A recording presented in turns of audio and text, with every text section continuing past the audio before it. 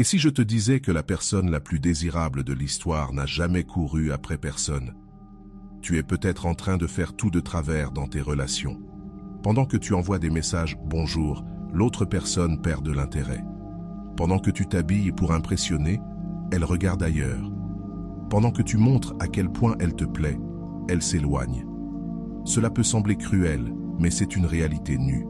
Plus tu te donnes, moins on te valorise. Et ce n'est pas parce que les gens sont mauvais. C'est parce que tu ne comprends pas comment fonctionne réellement la psychologie humaine. Dans les relations, il existe une vérité que les personnes les plus magnétiques de l'histoire connaissent et qui peut transformer ta vie amoureuse pour toujours. Nous sommes tous attirés par ce qui représente un certain défi. Lorsque tu te rends trop facile, tu tues l'intérêt. Lorsque tu es trop disponible, tu deviens banal. Mais aujourd'hui, tu vas découvrir les secrets qui peuvent faire naître chez quelqu'un un besoin presque désespéré de ton attention. Des stratégies inspirées de la philosophie stoïque qui ont transformé des personnes ordinaires en aimants relationnels. Prépare-toi à une véritable révolution dans la manière dont les autres te perçoivent. Ce que tu vas apprendre est si puissant que cela peut faire peur, mais ça fonctionne toujours. Ta vie sentimentale ne sera plus jamais la même après cette vidéo. Écris dans les commentaires « Je suis inoubliable » et prépare-toi à devenir une obsession saine. L'absence magnétique. Tu connais cette sensation quand quelqu'un qui te plaît disparaît quelques jours et que tu te demandes ce qu'il ou elle fait. C'est exactement ce qui se passe quand tu apprends à utiliser ton absence comme un outil puissant dans les relations. La différence, c'est que maintenant, tu le fais consciemment, avec sagesse et contrôle. Notre esprit fonctionne d'une manière très spécifique. Il veut toujours ce qu'il ne peut pas avoir. C'est comme lorsque tu fais un régime et que tu ne peux penser qu'à ce chocolat dans le frigo. Plus tu essaies de ne pas y penser, plus tu y penses. C'est la même chose avec les relations. Si tu es toujours disponible, toujours réactif, toujours en train de dire oui à tout, tu deviens comme l'air qu'on respire, essentiel mais invisible. Personne ne pense à l'air, même si on ne peut pas vivre sans lui. Mais imagine maintenant l'inverse, une personne que tu ne peux pas anticiper. Parfois, elle répond tout de suite. Parfois, elle met du temps. Parfois, elle est très affectueuse.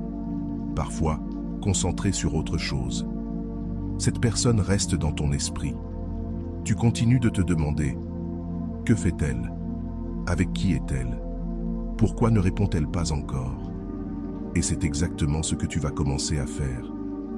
Pas par méchanceté, pas pour blesser, mais parce que tu as compris que tu as ta propre vie, tes propres objectifs, tes propres rêves, et que ta vie ne peut pas s'arrêter simplement parce que quelqu'un d'intéressant est apparu. Réfléchis-y. Tu as un travail que tu aimes, des passions qui te rendent heureux, des amis précieux, une famille qui t'aime. Quand tu rencontres quelqu'un, cette personne doit s'intégrer à ta vie. Elle ne doit pas devenir ta vie. C'est là la différence entre ceux qu'on oublie et ceux qu'on n'oublie jamais. Avant de continuer, si tu n'es pas encore abonné à ma chaîne YouTube, je t'invite à le faire dès maintenant. En t'abonnant, tu seras informé de toutes mes nouvelles vidéos, ce qui te permettra de ne rien manquer de contenu précieux. La véritable absence ne consiste pas à disparaître brutalement ou à faire des caprices. Elle consiste à avoir une vie si riche, si intéressante, que tu n'es naturellement pas toujours disponible. Elle consiste à être tellement concentré sur tes objectifs que tu en oublies parfois de consulter ton téléphone pendant plusieurs heures. Quand tu vis de cette manière, quelque chose de magique se produit. L'autre commence à se demander « Qu'est-ce qu'elle fait de plus intéressant que de me parler ?» Et là, la curiosité naît. La curiosité devient de l'intérêt. L'intérêt devient un désir. Et le désir se transforme en besoin de te capter à nouveau. Mais attention, il ne s'agit pas d'être froid ou cruel. Il s'agit d'être vrai. Il s'agit de montrer que tu as de la valeur, que ton temps est précieux, que ton énergie est limitée et que tu choisis soigneusement où tu l'investis. Quand tu agis ainsi, tu ne joues pas à un jeu. Tu es authentique. En revanche, la personne qui reste collée à son téléphone, qui annule tous ses plans quand son crush l'appelle, qui vit pour quelqu'un qu'elle connaît à peine, Cette personne crie « Je n'ai rien d'intéressant dans ma vie sauf toi ». Et cela, c'est repoussant. La personne qui a sa propre vie, qui réalise ses rêves, qui cultive ses amitiés, qui mène des projets passionnants, cette personne est un mystère fascinant. Elle ne te besoin pas, elle te choisit. Et le choix vaut toujours plus que le besoin. Commence dès aujourd'hui à créer une vie qui te touche, même quand tu es seul. Développe tes talents, cultive tes amitiés, pourchasse tes rêves. Quand tu es vraiment occupé à devenir la meilleure version de toi-même, ton absence devient naturellement magnétique. Et souviens-toi, ceux qui t'aiment vraiment comprendront que tu as une vie en dehors de la relation. Ceux qui ne comprennent pas ne méritent sans doute pas ton temps. Le mystère fatal. As-tu remarqué comme nous sommes fascinés par les gens qu'on ne peut pas complètement comprendre? C'est comme un livre qu'on ne peut pas lâcher, car chaque page est une surprise. Notre cerveau est accro aux énigmes, surtout quand il s'agit d'autres êtres humains. Et pourtant, la plupart d'entre nous faisons l'exact opposé. Dès le premier rendez-vous, on déballe tout. Nos ex, nos peurs, nos rêves, notre travail, nos blessures. En une semaine, l'autre connaît déjà toute notre histoire. Que se passe-t-il alors? Il ne reste plus rien à découvrir. C'est comme regarder un film en connaissant déjà la fin. Plus de suspense, plus d'envie. La personne te regarde et pense « Je sais déjà tout d'elle, il n'y a plus rien à apprendre » et l'intérêt disparaît. Mais attention, je ne te dis pas de devenir un personnage mystérieux, froid ou dramatique. Non, je parle de quelque chose de bien plus simple et naturel. Te révéler lentement, comme une fleur qui s'ouvre, pétale après pétale. Pense aux personnes qui t'ont le plus marqué dans ta vie. Je parie que ce ne sont pas celles qui se sont dévoilées d'un seul coup, mais celles que tu as découvertes petit à petit, surprise après surprise. Chaque conversation révélait un détail nouveau. Chaque moment partagé montrait une facette différente. Il ne s'agit pas de cacher qui tu es, ni de mentir. Il s'agit de respecter le bon rythme. Certaines histoires sont trop précieuses pour être racontées lors d'une première conversation. Certaines profondeurs méritent d'être explorées par ceux qui s'en soucient réellement. Alors, quand tu rencontres quelqu'un de nouveau, résiste à la tentation de tout dire. Laisse quelques questions sans réponse. Si on te demande ton passé, donne une réponse simple, mais laisse planer un peu de mystère. Si on te demande tes loisirs, parle-en d'un seul. Si on te parle de tes rêves, partage-en un et garde les autres pour plus tard. Crée des couches. Les gens à plusieurs couches sont irrésistibles, car il y a toujours quelque chose à découvrir.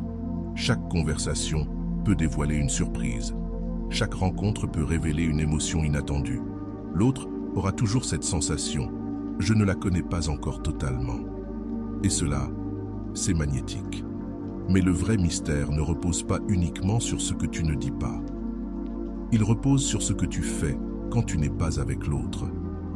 Il repose sur le fait d'avoir une vie riche, pleine d'expériences, de gens et de moments uniques. Parce que quand tu vis intensément, tu as naturellement des histoires à raconter, mais pas toutes en même temps.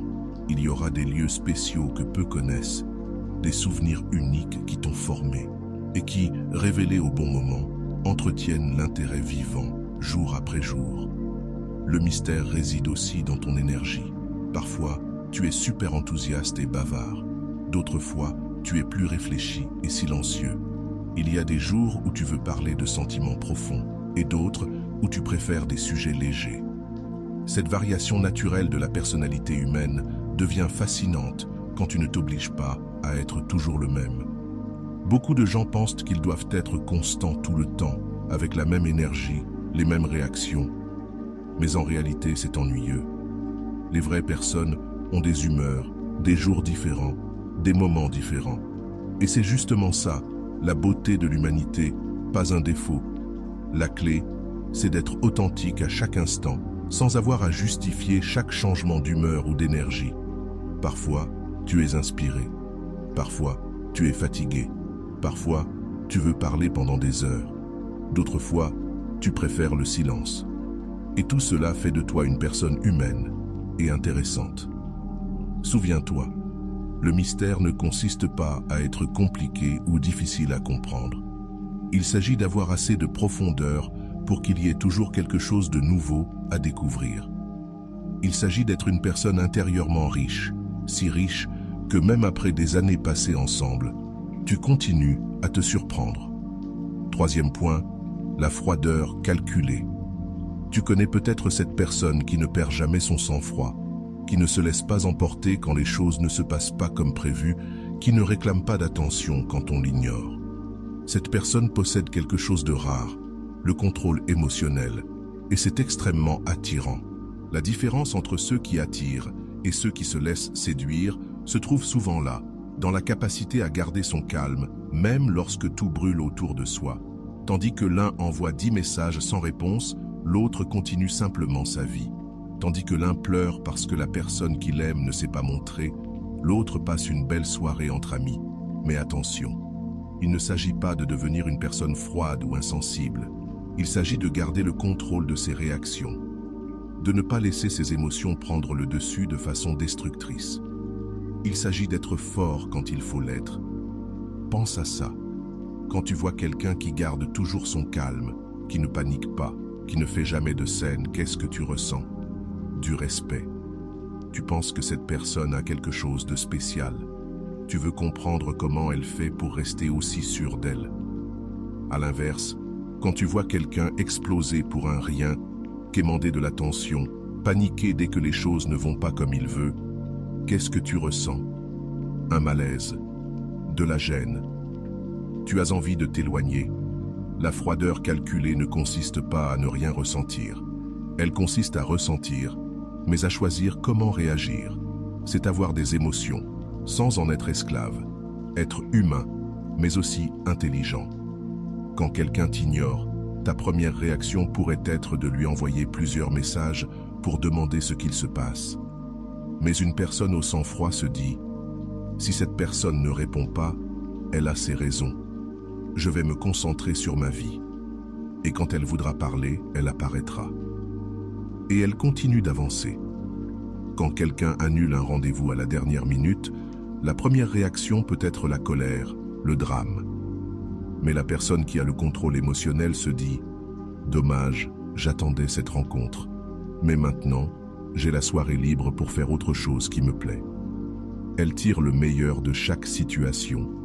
Cette capacité à ne pas paniquer, à ne pas perdre le contrôle, à ne pas faire une montagne d'un rien, c'est comme un aimant.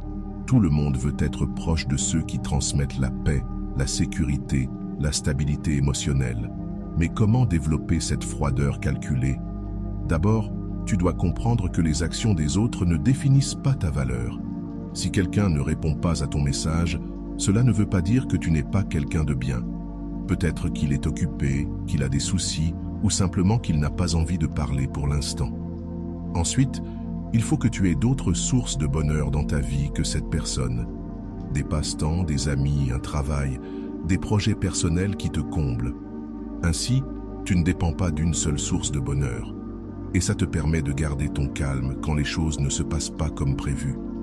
Enfin, tu dois pratiquer le détachement. Pas l'indifférence, mais le détachement de ne pas t'accrocher désespérément. Comprends que si quelque chose ne fonctionne pas, tu t'en remettras. Si quelqu'un s'éloigne, tu survivras et tu seras heureux autrement. La froideur calculée se manifeste aussi dans la manière de gérer les conflits. Au lieu d'exploser, tu respires profondément et tu réfléchis avant de parler. Tu choisis tes batailles.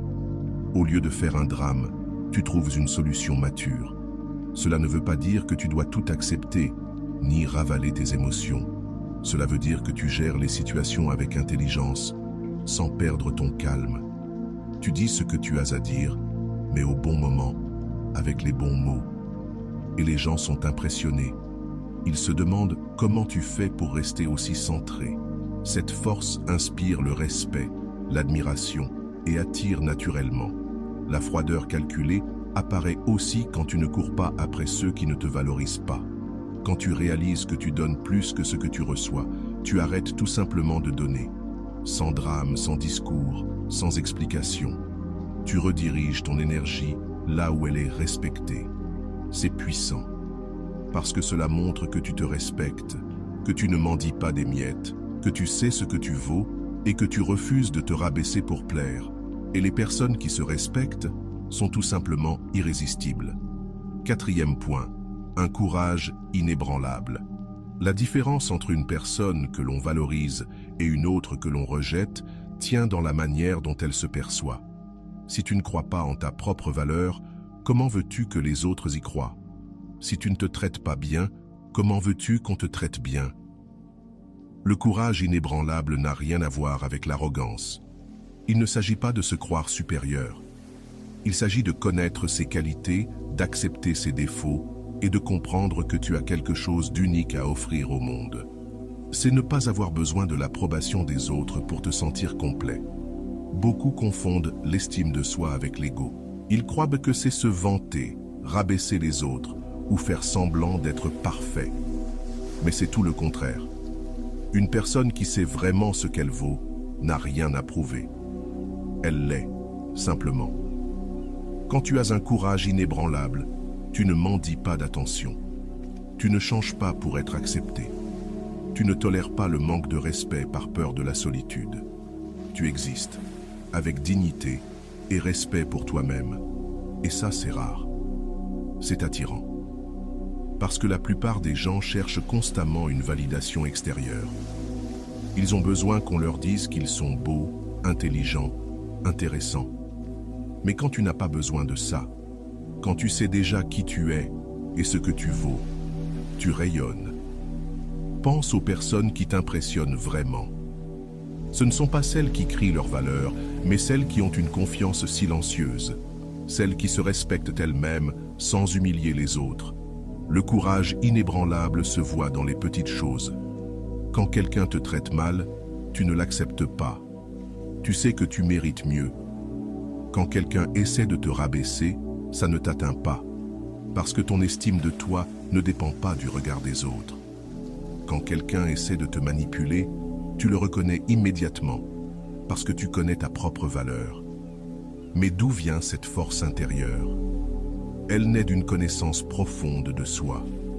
Quand tu sais quelles sont tes forces, tes talents, tes qualités uniques, tu n'as pas besoin que quelqu'un d'autre te le rappelle.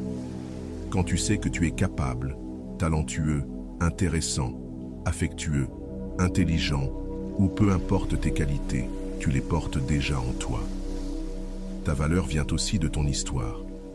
Toutes les difficultés que tu as surmontées, tous les défis que tu as affrontés, toutes les fois où tu t'es relevé après être tombé. Tout cela a façonné la personne que tu es aujourd'hui. Et cette personne a une valeur immense.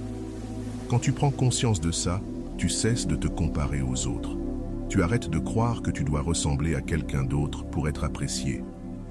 Tu ne cherches plus à imiter ce qui est accepté, car tu comprends que ta combinaison unique de traits, d'expérience et de personnalité est ce qui te rend spécial. Cela ne veut pas dire que tu arrêtes de grandir ou de t'améliorer. Cela veut dire que tu le fais par amour pour toi-même, pas par désespoir. Tu développes de nouvelles compétences parce que tu veux devenir une meilleure version de toi, pas parce que tu penses ne pas être assez bien comme tu es.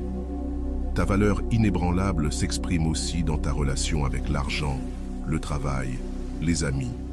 Tu n'acceptes pas d'être exploité parce que tu sais que ton temps a de la valeur. Tu refuses les amitiés à sens unique parce que tu sais que tu mérites la réciprocité. Tu n'acceptes pas de salaire trop bas parce que tu connais tes compétences.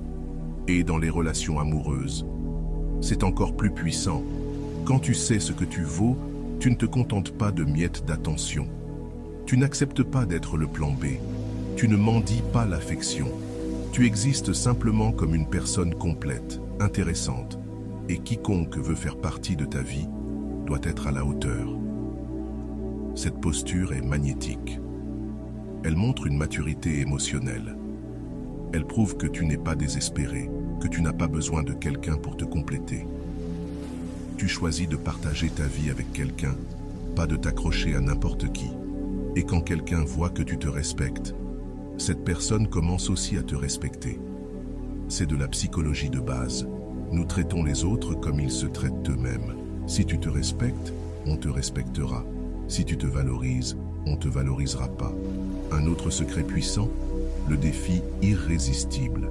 As-tu remarqué à quel point les choses obtenues trop facilement perdent leur valeur? Ce jeu gagné en un jour que tu n'as jamais rejoué. Ce plat qu'on peut manger tous les jours et qui ne te fait plus envie. C'est ainsi que l'esprit humain fonctionne.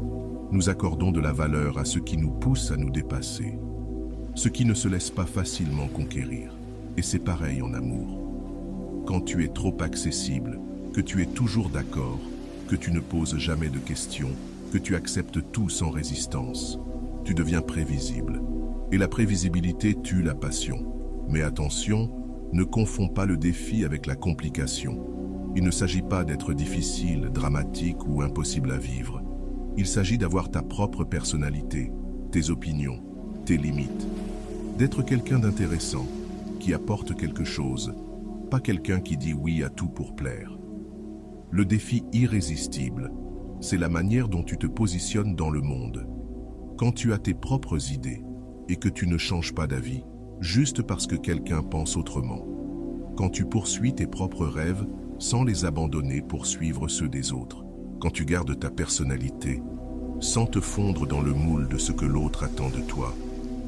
Pense aux personnes qui t'ont le plus marqué. Ce n'étaient pas celles qui disaient oui à tout, qui faisaient tout ce que tu voulais, qui ne te contredisent jamais. C'était celles qui te faisaient réfléchir, qui t'offraient une perspective différente, qui te poussaient à évoluer. Ce défi sain stimule la croissance. Si tu es avec quelqu'un qui ne te remet jamais en question, qui ne te propose rien de nouveau, qui ne te sort jamais de ta zone de confort, tu cesses d'évoluer. Et au fond, tout le monde veut évoluer. Tout le monde veut être inspiré, stimulé, grandi. Encore une fois, il ne s'agit pas d'être têtu ou de créer des conflits.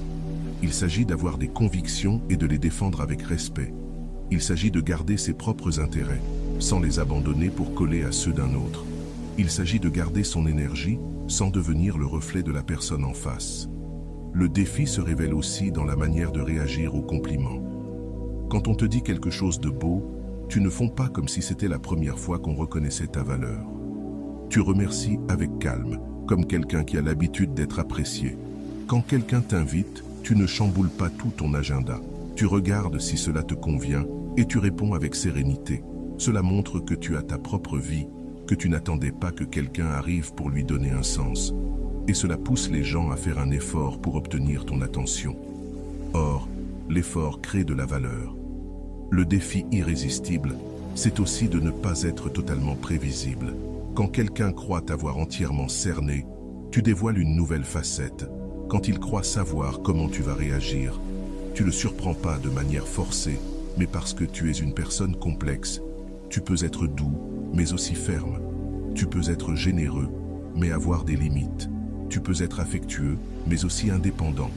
Tu peux être drôle, mais sérieux quand il le faut. Cette complexité naturelle devient fascinante quand tu ne la caches pas pour être plus facile à vivre. Un autre aspect du défi, c'est de ne pas toujours être disponible. Pas seulement physiquement, mais aussi émotionnellement. Parfois, tu veux parler de choses profondes. D'autres fois, tu préfères la légèreté. Parfois, tu es ouvert aux conseils. D'autres fois, tu veux juste être écouté. Parfois, tu cherches la compagnie. D'autres fois, tu as besoin de solitude. Cette variation naturelle des humeurs et des besoins rend la relation vivante. La personne ne sait jamais exactement quelle version de toi elle va rencontrer. Et cela garde la curiosité éveillée. Il ne s'agit pas d'être instable ou confus, mais d'être authentiquement humain. Enfin, le défi irrésistible apparaît aussi quand tu n'as pas peur d'être en désaccord. Si quelqu'un dit quelque chose avec lequel tu n'es pas d'accord, tu exprimes ton avis, poliment mais fermement. Si quelqu'un te propose quelque chose qui ne t'intéresse pas, tu proposes une alternative, ou tu refuses sans te justifier à outrance. Cela montre que tu penses par toi-même, que tu as une vraie personnalité, que tu n'es pas facilement influençable. Et des personnes comme ça sont rares et précieuses. Tout le monde veut quelqu'un qui le complète, pas quelqu'un qui le copie. Souviens-toi, le but n'est pas d'être difficile, c'est d'être intéressant. Il ne s'agit pas de créer des problèmes, il s'agit d'avoir de la substance. Il ne s'agit pas de compliquer, il s'agit d'avoir de la profondeur.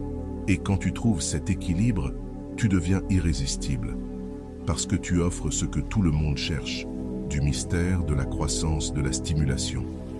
Tu peux répandre ta lumière partout et illuminer un peu tout autour de toi, ou bien concentrer ce faisceau sur un point précis, et créer ainsi une lumière intense et puissante grâce à ton énergie émotionnelle.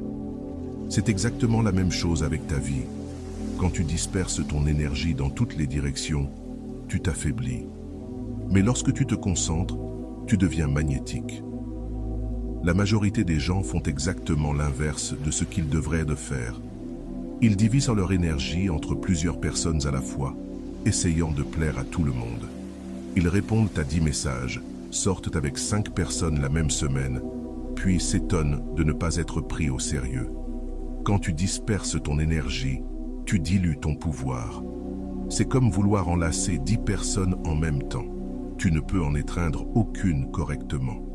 En revanche, lorsque tu concentres ton énergie sur une seule personne à la fois, tu peux créer une connexion réelle, profonde et significative. Cela ne signifie pas que tu dois t'engager avec la première personne venue. Cela signifie que lorsque tu choisis d'investir ton temps et ton énergie dans quelqu'un, tu le fais vraiment. Tu es présent dans les conversations. Tu t'intéresses sincèrement. Tu crées des moments uniques à deux. L'énergie concentrée se manifeste aussi dans la qualité de ton attention. Quand tu es avec quelqu'un, tu es vraiment là. Tu ne penses pas à d'autres personnes. Tu ne consultes pas les messages d'autres prétendants. Tu ne compares pas cette personne avec d'autres options. Tu es à 100% présent dans l'instant. Et cela, aujourd'hui, est devenu rare. Nous vivons à une époque où tout le monde est constamment dispersé, toujours la tête ailleurs. Offrir toute ton attention à quelqu'un devient alors un cadeau précieux. Et cela ne concerne pas uniquement les relations amoureuses. Cela s'applique à toute ta vie. Quand tu travailles, sois concentré sur ton travail. Quand tu es avec tes amis, sois présent avec eux. Quand tu prends soin de toi, recentre-toi sur toi-même. Ne te disperse pas sans cesse. Ce mode de vie crée une intensité naturelle dans ton énergie. Les gens sentent que si tu es avec eux, c'est un véritable choix. Pas parce que tu t'ennuyais, pas parce que tu n'avais rien d'autre à faire, mais parce que tu voulais sincèrement leur consacrer ton précieux temps.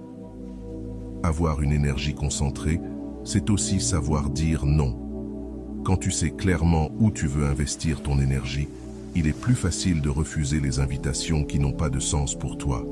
Il ne s'agit pas d'être fermé ou impoli. Il s'agit d'être intentionnel avec ton temps et ton énergie. Si tu es en train de connaître quelqu'un qui t'intéresse vraiment, tu n'as pas besoin d'accepter toutes les autres invitations pour garder tes options ouvertes. En réalité, cela dilue ton énergie et réduit tes chances de construire quelque chose de spécial avec la personne qui compte vraiment. Pensez-y. Si tu veux devenir excellent dans un domaine, tu dois te concentrer. Si tu veux apprendre un instrument, tu t'exerces à cet instrument. Tu ne passes pas de l'un à l'autre sans cesse. Si tu veux exceller au travail, tu te focalises sur ce travail. Tu ne fais pas 1000 choses à moitié. Pour les relations, c'est pareil. Si tu veux créer quelque chose de fort avec quelqu'un, tu dois te concentrer sur cette personne. Ce n'est pas une question de dépendance ou de désespoir. C'est une question d'intention et de présence. L'énergie concentrée se manifeste également dans la manière dont tu communiques. Quand tu envoies un message, il a du poids. Ce ne sont pas des messages vides juste pour maintenir le contact. Ce sont des messages qui apportent quelque chose, qui montrent que tu as pensé à l'autre personne avec sincérité. Quand tu appelles, c'est parce que tu veux vraiment parler, pas parce que tu t'ennuies. Quand tu proposes une rencontre, c'est parce que tu es vraiment intéressé à passer du temps avec cette personne, pas parce que tu n'avais rien de mieux à faire. Ce qui donne de la valeur à tes actions, c'est cette intention. Les gens le ressentent. Ils perçoivent quand tu es sincèrement intéressé ou quand tu es simplement là pour passer le temps. Et tout le monde préfère se sentir spécial, choisi, valorisé. Une énergie concentrée crée aussi une aura d'exclusivité autour de toi. Quand les autres voient que tu ne donnes pas ton attention à n'importe qui, que tu choisis avec soin où investir ton énergie, ils commencent à la valoriser davantage. Quand tu choisis quelqu'un, cette personne se sent choisie pour de vrai. C'est comme un restaurant toujours plein, il devient plus désirable, justement parce qu'il n'est pas accessible à n'importe qui, n'importe quand. La rareté crée de la valeur. Quand ton attention est rare et bien dirigée, elle devient précieuse. Mais attention, ne confonds pas concentration avec obsession. Se concentrer, ce n'est pas penser à quelqu'un 24 heures sur 24 ou sacrifier le reste de ta vie. Cela signifie que lorsque tu choisis d'investir du temps et de l'énergie dans quelqu'un, tu le fais avec qualité et présence. Et cela implique aussi d'avoir des murs infranchissables. Il y a une énorme différence entre une personne qui a des limites claires et une autre qui accepte tout. Le premier inspire le respect. Le second inspire le mépris. Le premier se valorise. Le second se laisse piétiner. Le premier construit des relations saines. Le second reste dans des relations toxiques. Avoir des murs infranchissables, ce n'est pas être froid ou fermé. C'est savoir exactement ce que tu acceptes et ce que tu refuses. C'est avoir des normes claires sur la manière dont tu veux être traité, sans faire d'exception quand quelqu'un les franchit. Beaucoup n'osent pas poser de limites de peur de faire fuir les autres. Ils tolèrent l'irrespect, justifient les comportements inacceptables, tout cela pour ne pas se retrouver seul. Mais c'est exactement le contraire qui se produit. Quand tu n'as pas de limites, tu attires précisément les personnes qui te traiteront mal.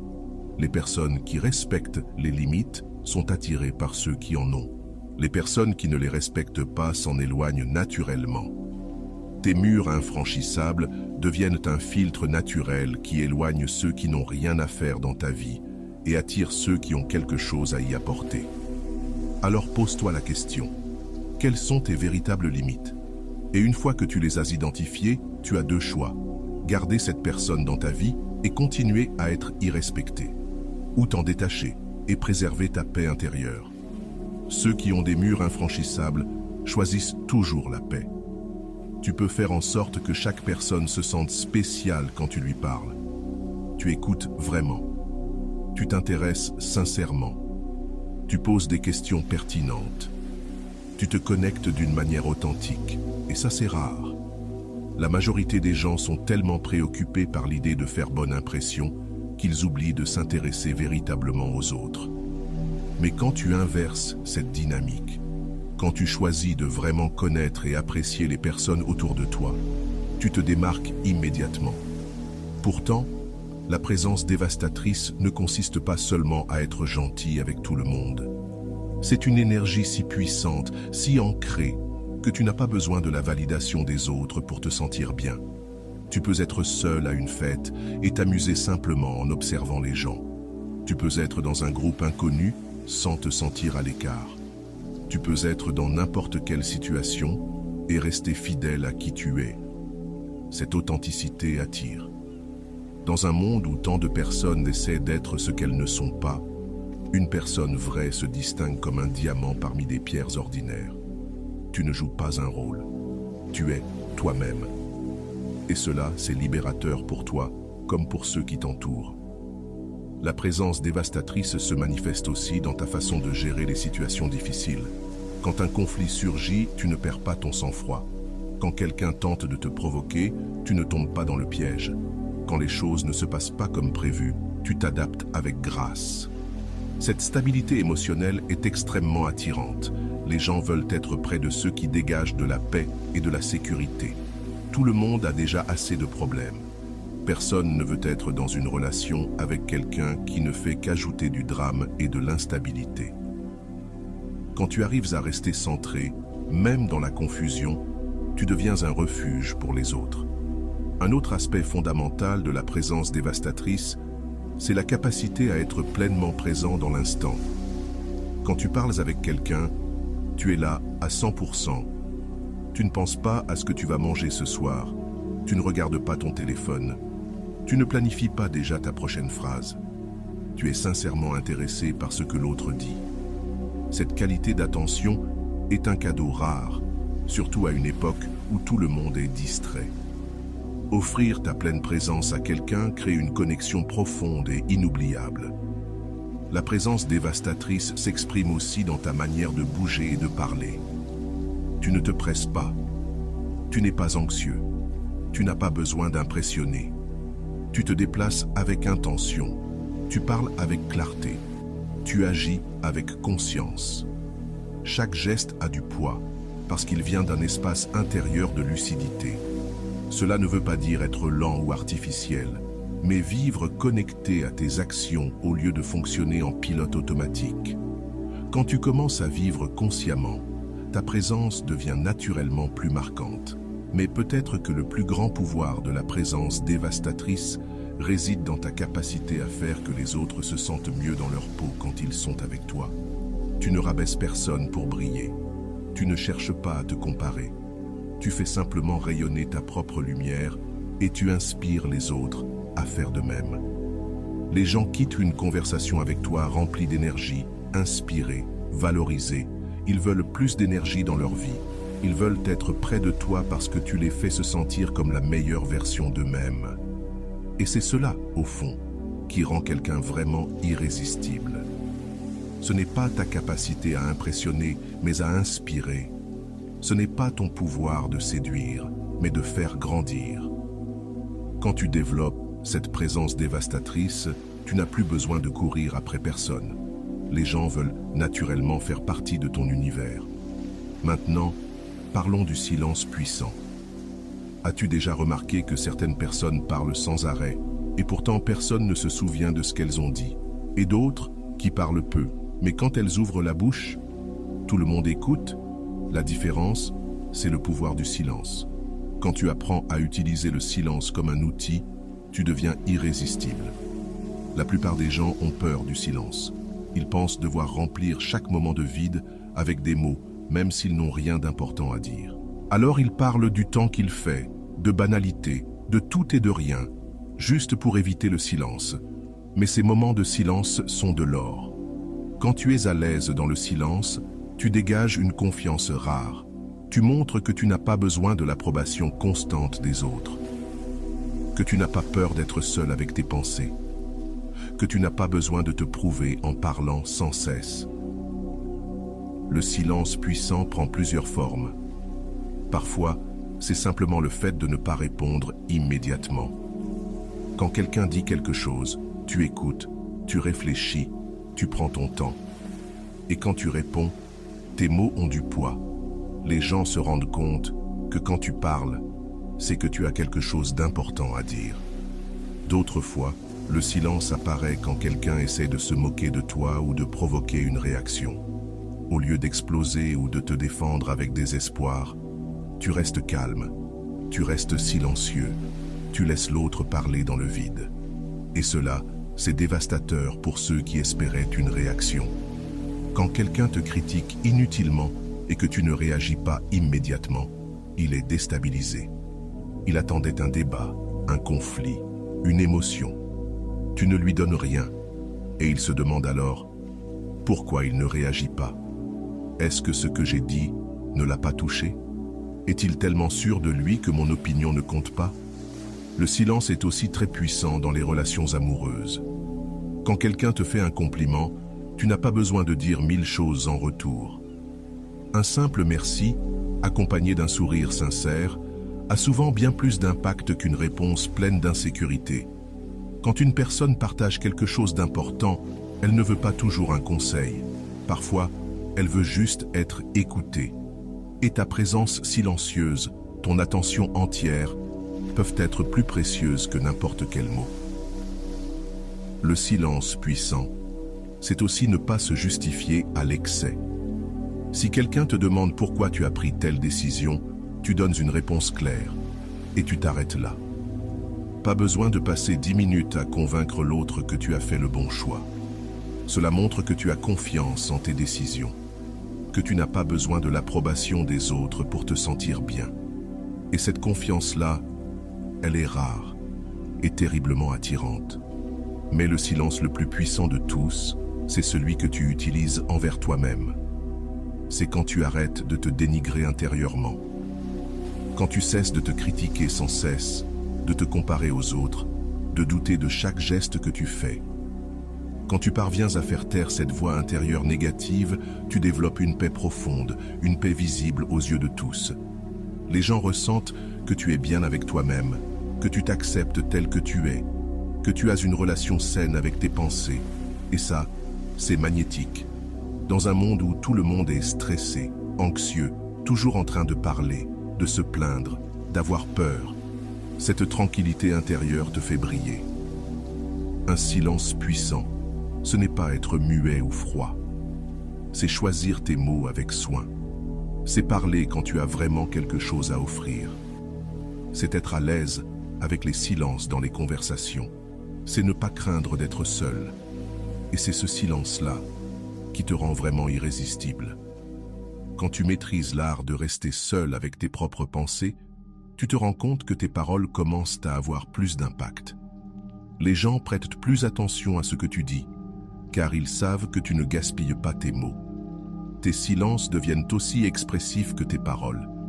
Et le plus fascinant, c'est que plus tu parles peu, plus les gens veulent savoir ce que tu penses. Moins tu t'expliques, plus on devient curieux de tes intentions. Moins tu cherches l'attention, plus tu en reçois naturellement. Cela arrive parce que le silence crée du mystère, et le mystère éveille la curiosité. Et la curiosité maintient toujours l'intérêt en vie. Quand tu apprends à utiliser le silence comme un outil de connexion, tu deviens inoubliable. L'autocontrôle total. Imagine avoir le pouvoir de choisir exactement comment réagir dans n'importe quelle situation. Imagine que tu ne perds jamais la tête par impulsion, que tu ne dises jamais quelque chose que tu pourrais regretter ensuite, que tu ne prends jamais de décisions émotionnelles qui te feront du tort plus tard. Ce n'est pas un rêve impossible, c'est un autocontrôle total, et tu peux le développer. La différence entre ceux qui réussissent dans leurs relations et ceux qui vivent des montagnes russes émotionnelles réside dans la capacité à contrôler leurs réactions. Il ne s'agit pas de réprimer ses émotions ou de prétendre ne rien ressentir. Il s'agit de tout ressentir, mais de choisir consciemment comment agir. Quand quelqu'un t'envoie un message grossier, ta première réaction pourrait être de répondre encore plus violemment. Mais une personne avec un autocontrôle total respire profondément, pense à ce qu'elle veut vraiment obtenir de sa réponse et choisit les mots qui l'amèneront au bon résultat, pas ceux qui laisseront éclater sa colère. Quand quelqu'un ne répond pas à tes messages pendant des heures, tu pourrais être tenté d'en envoyer plusieurs à la suite, exigeant une réponse. Mais une personne avec un véritable autocontrôle comprend que chacun a son propre rythme et ses propres priorités, et elle ne laisse pas l'anxiété dicter ses actions. L'autocontrôle total se manifeste de manière très concrète dans la vie quotidienne. Ce n'est pas vérifier son téléphone de manière obsessionnelle, ni espionner des profils sur les réseaux sociaux lorsqu'on est anxieux. Ce n'est pas non plus de prendre des décisions importantes quand on est émotionnellement instable. C'est aussi ne pas se défouler sur les autres quand on traverse un moment difficile. Tout le monde a des mauvais jours. Mais une personne avec de l'autocontrôle ne s'en sert pas comme excuse pour maltraiter son entourage. Elle reconnaît qu'elle est dans un état émotionnel fragile et prend soin de ne pas causer de dégâts inutiles. L'autocontrôle se révèle aussi dans la manière dont tu réagis aux moqueries. Il y aura toujours quelqu'un pour essayer de te provoquer par jalousie, par envie ou à cause de ses propres problèmes. Une personne sans contrôle tombe facilement dans le piège. Mais une personne avec un autocontrôle total reconnaît la tentative de manipulation et ne joue tout simplement pas le jeu. C'est frustrant pour ceux qui veulent te provoquer.